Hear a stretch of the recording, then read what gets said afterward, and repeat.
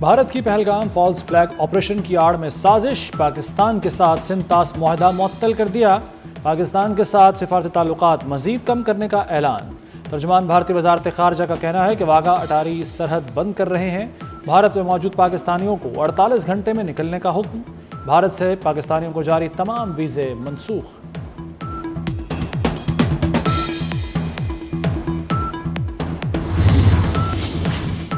قومی سلامتی کمیٹی کا اجلاس آج طلب۔ وزیر اعظم شہباز شریف اجلاس کی صدارت کریں گے۔ قومی سلامتی کمیٹی اجلاس میں بھارت کے اعلان پر مشاورت ہوگی۔ اجلاس میں عسکری اور سول قیادت شریک ہوں گی۔ بھارت کے اعلان کا مؤثر جواب دیا جائے گا۔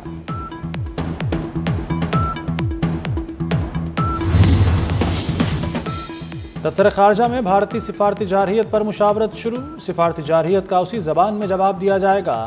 وزارت خارجہ اعلیٰ سطح قیادت کی ہدایت کے بعد فیصلوں کا اعلان کرے گی۔ حتمی فیصلے وزارت خارجہ سول و عسکری قیادت کی ہدایات کی روشنی میں کرے گی۔ بھارت کے ساتھ سفارتی تعلقات کو مزید نچلی سطح پر لایا جائے گا۔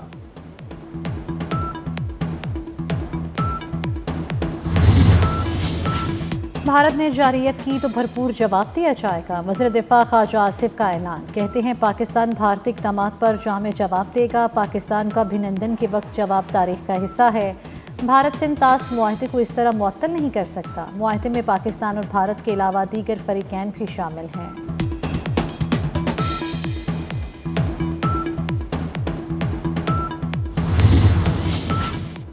بھارت کو ترکی بترکی جواب دیا جائے گا۔ وزیر خارجہ اسحاق ڈار کا دو ٹوک موقف۔ کہا بھارت نے دہشت گردی کے واقعے کے کوئی شواہد نہیں دیے۔ دہشت گردی کے واقعے کا غصہ ایسے نکالنا مناسب نہیں۔ بھارتی اقدامات میں ناپختگی نظر آتی ہے۔ بھارت اپنے مسائل کا ملبہ پاکستان پر ڈال دیتا ہے۔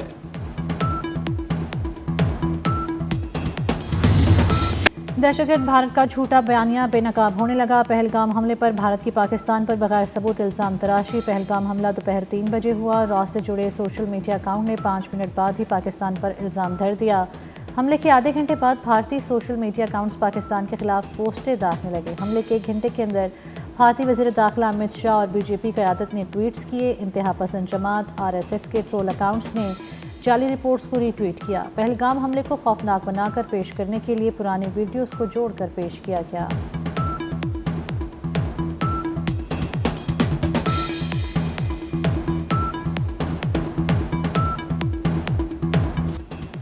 جھوٹ پھیلاؤ مودی کو بچاؤ، ناکام بھارتی ریاست ہذیان رکھنے لگی۔ جنگ کا ماحول بنانے کی زوردار کوشش۔ بھارتی میڈیا بے لگام، نیوز چینلز پر جنگ کے نعرے۔ بھارتی میڈیا پر پاکستان کے خلاف بغیر ثبوت نان سٹاپ ٹرانسمیشن۔ ناکام مودی سرکار نے جان چھڑانے کے لیے بھارتی میڈیا کو ٹاسک دے دیا۔ مودی سرکار پہلگام واقعے کو شیطانی حملہ قرار دینے پر زور۔ واقعے میں سنسنی بھرنے کے لیے لفظ پاکستان اور جہاد کی گردان۔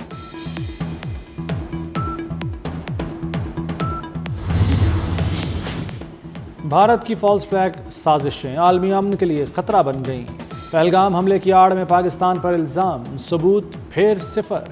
پہلگام حملے میں ہلاک افراد کی لاشیں کہاں ہیں؟ مودی سرکار خاموش کیوں؟ LOC سے 400 کلومیٹر دور حملہ، بھارتی سیکیورٹی کہاں تھی؟ امریکی حکام کے دوروں کے دوران ہی دہشت گردی کیوں ہوتی ہے؟ بھارتی فوج کی موجودگی میں حملہ سازش کا واضح ثبوت۔ سکھ فار جسٹس نے حملہ اجیت دوول کی سازش قرار دے دیا۔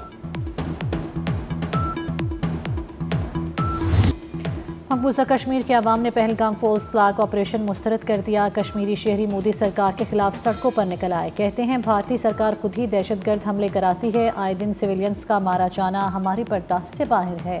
کشمیری شہریوں کو مودی سرکار کے خلاف نعرے بازی۔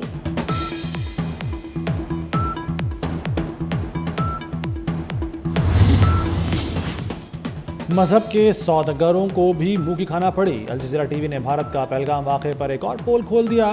انتہا پسند صحافی اور تجزیہ کار کہتے رہے صرف ہندوؤں کو مارا گیا۔ الجزیرہ ٹی وی کے مطابق پہلگام حملے میں مقبوضہ جموں و کشمیر کا شہری عادل حسین شاہ بھی جاں بحق ہوا۔ عادل حسین شاہ کی نماز جنازہ میں مقبوضہ جموں و کشمیر کے وزیر اعلیٰ عمر عبداللہ نے بھی شرکت کی۔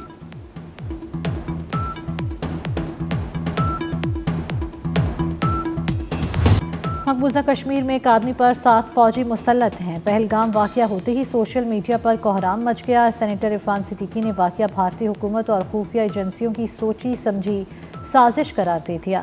غیر ملکی مہمان کے آنے پر ہمیشہ ایسا ہی پروپیگنڈا کرنے کا وتیرہ یاد دلا دیا۔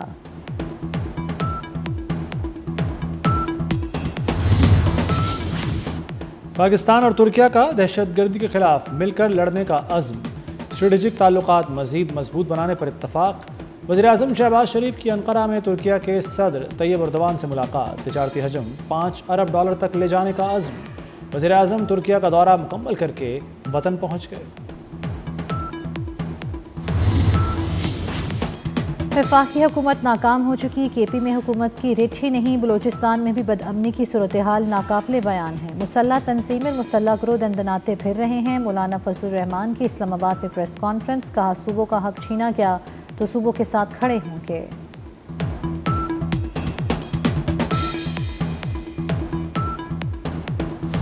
اسلام آباد میں عوام کی سہولت کے لیے مزید نئے منصوبے شروع کرنے کا فیصلہ، وزیر داخلہ محسن نقوی کی زیر صدارت اجلاس میں کئی عوامی منصوبوں کی منظوری دے دی گئی۔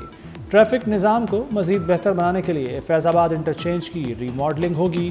فیض آباد انٹرچینج کی توسیع اور مزید 2 لینز بڑھانے کے پروجیکٹ کی منظوری۔ فیصل چوک پر انڈر پاس بنے گا۔ بلو ایریا میں پارکنگ پلازے کو جلد فعال کرنے کا بھی فیصلہ۔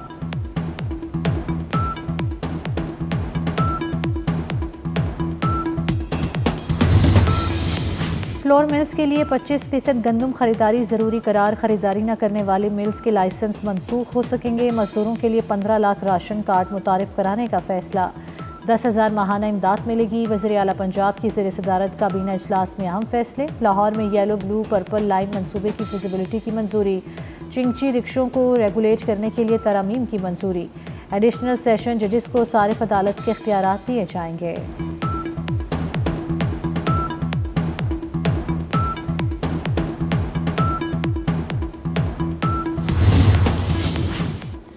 پراپرٹی پر فیڈرل ایکسائز ڈیوٹی کے خاتمے کی سمری کابینہ کو ارسال، chairman F B R Rashid Mahmood Langrial کا کہنا ہے وزیراعظم نے پراپرٹی کی خریداری پر FED ختم کرنے کی منظوری دے دی۔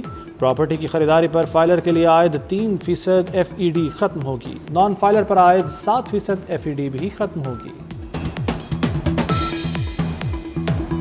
IMF نے پاکستان کی معاشی شرح نمو کا تخمینہ مزید کم کر دیا، معاشی شرح نمو 3% سے کم کر کے 2.6% کر دی۔ IMF نے ورلڈ اکنامک آؤٹ لک رپورٹ جاری کر دی، آئندہ برس پاکستان میں مہنگائی کی شرح 6.6% تک رہ سکتی ہے۔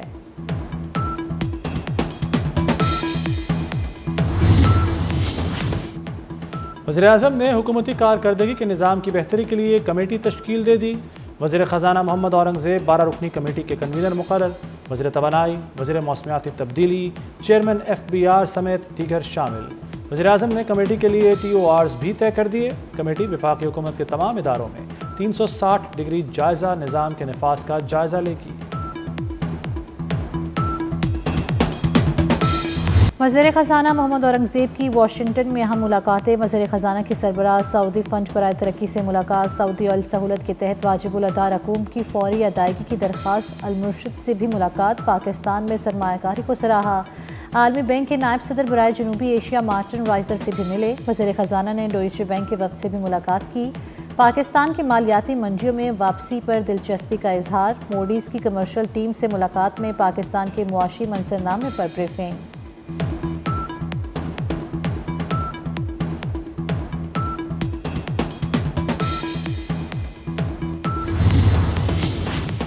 ورلڈ بینک نے پاکستان میں میگا ڈیم کو ناگزیر قرار دے دیا، پاکستانی دریاؤں میں پانی کی آمد اور ضیاع کے متعلق رپورٹ جاری، دریاؤں میں سالانہ بہاؤ کی مجموعی اوسط 14 کروڑ 20 لاکھ ایکڑ فٹ ہے، ڈیموں میں پانی ذخیرہ کرنے کی صلاحیت 1 کروڑ 33 لاکھ ایکڑ فٹ ہے، سمندر میں سالانہ اوسط 2 کروڑ 60 لاکھ ایکڑ فٹ پانی ضائع ہوتا ہے۔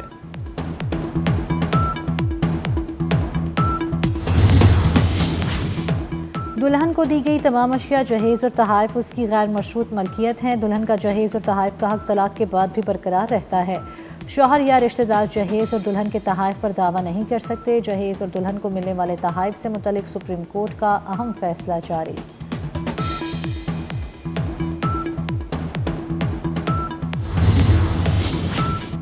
شکارپور میں قبائلی تصادم 5 زندگیاں نکل گیا، مہر اور مارفانی قبیلے کے 2 گروپوں میں خون ریز فائرنگ، 5 افراد جاں بحق 2 زخمی، مرنے والوں میں 3 بھائی بھی شامل، فریقین کی مورچہ بند فائرنگ کا سلسلہ جاری۔ جنگی جنون میں مبتلا اسرائیلی فوج کے غزہ پر حملے جاری، 24 گھنٹے کے دوران مزید 32 فلسطینی شہید کر دیے۔ خان یونس میں بے گھر فلسطینیوں کے خیموں میں آتے صدقے 11 فلسطینی جھلس کر شہید ہو گئے۔ غزہ سٹی میں گھر پر فضائی حملہ، ایک ہی خاندان کے 7 افراد شہید ہو گئے۔ نصیرات پناہ گزین کیمپ میں فضائی حملے میں 2 بچیوں سمیت 3 شہری جان سے گئے۔